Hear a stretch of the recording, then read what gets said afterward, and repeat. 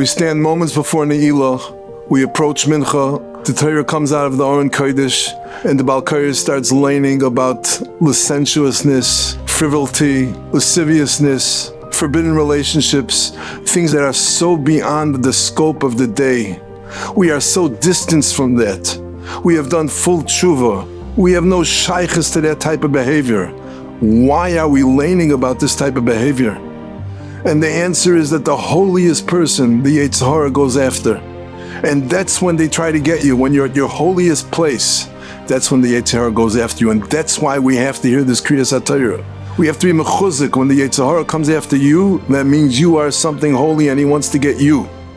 My illustrious brother Rabbi Moshe told me a murdik maisa. The Meshech Chochma Rabbi Meir Simcha Dar Sameach was nifter, and by his levaya they called upon the other Rav in town, the Rav of the Chassidim, to say a hesped, the Ragat Goyim. The Ragat never spoke in public. He said, I will not say a hesped, I don't speak in public. They came to the gravesite and they said, Ragat this was the Rav of the Litvisha, you're the other Rav in town, you must honor this Yid, Rabbi Meir Simcha. So the Ragat relented and he said the following. I was a young boy. I never saw my father out of a wheelchair. My father lived on a second floor, and the apartment that he was in was ablaze, an inferno. And they came running up to try to save him, and he says, I cannot go. They said, why not? He says, because I have an old tanta, an old aunt that lives with me, and she's an invalid, and she cannot walk, and I cannot leave her behind. And then what happened? He jumped up out of his wheelchair. He grabbed her. He grabbed his old elderly aunt, put her on his shoulders and ran down the steps and saved his life and her life, and he sat back down in a wheelchair.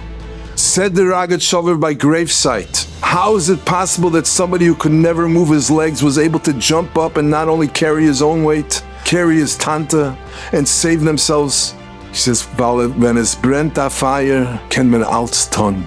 When there's a fire burning, a person is empowered with unlimited koiches, supernatural koiches.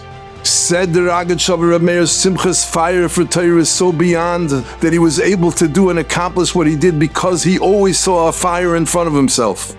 I was just recently reading a biography of Rabbi Sion Yadler, and Rabbi Sion Yadler says that they used to live in Hebron and in the Ira Atika in Altstadt. They lived side by side with the Arabs, and the Arabs were there on their beck and call to do any chesed that they needed, and they were there and they lived Yedidus, with the Chavrashaft, and there was never any incident of terror, nothing but friendliness. Said Rabbi Sion, how is that possible? The Arabs are sworn enemies of the Yidden. Said Rabbi Sion, because the Shmiras Hatznias, the Kedushas Ha'einayim, the care given not to look where one was not supposed to look, is what saved them. We live in a time that we say Tillim after davening every day because of what's going on, the horrors, the hostages, the terror, the redifus, the anti-Semitism, what's going on in the world, whether it's in Europe, America, Flatbush, Brooklyn, Chicago. There's one Eitzah, and the Eitzah is what we're doing, what this organization does so profoundly.